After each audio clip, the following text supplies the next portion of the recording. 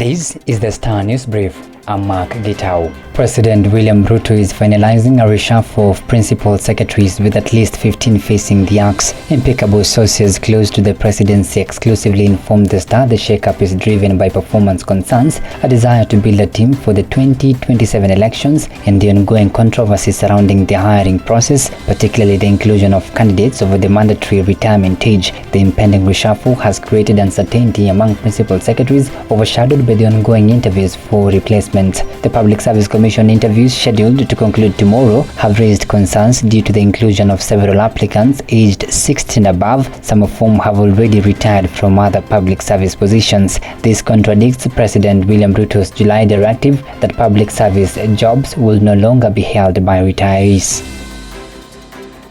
Get a copy of the Star by subscribing to our e-paper with only 40 shillings through www.mgazeti.com. Slain Dutchman Topan's Kenyan widow Sarah Werimo will spend the next 5 days in Langata Women's Prison after denying a murder charge in his unresolved 2019 killing. Werimo appeared before Kibera Judge Diana Kaved on Wednesday, with the state indicating it would oppose her release on bail. The prosecution sought more time to file the affidavit. Judge Kaveza directed the prosecution to regularize its paperwork and file and serve the respective affidavit within 24 hours. The defense is to respond within 12 hours. Parties have been allocated 20 minutes each to submit on bail application on Monday.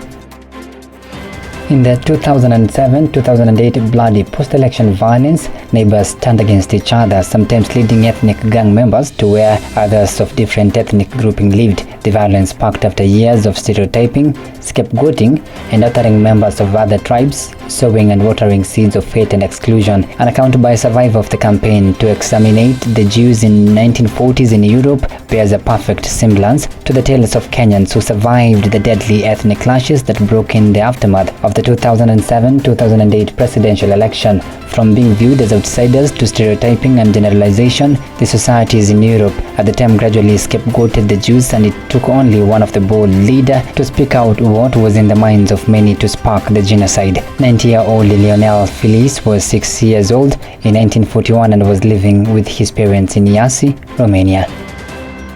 Deputy President Kithure Kindiki on Wednesday hit back at his predecessor Rigathi Gachagua over the latter's campaign that President William Ruto would only serve a single term. The second in command dismissed Gachagua's call as wishful thinking that will not see the light of the day in what is emerging as the new battleground between government and opposition forces. Kindiki, while highlighting Ruto's successes, said it is only convincing to give the president a second term in office to complete his grand transformation agenda. He termed talks of one-term cheap threats, saying unseating the president will not be easy. The one-term call has been gaining traction amongst opposition leaders led by ex-DP Gachagua.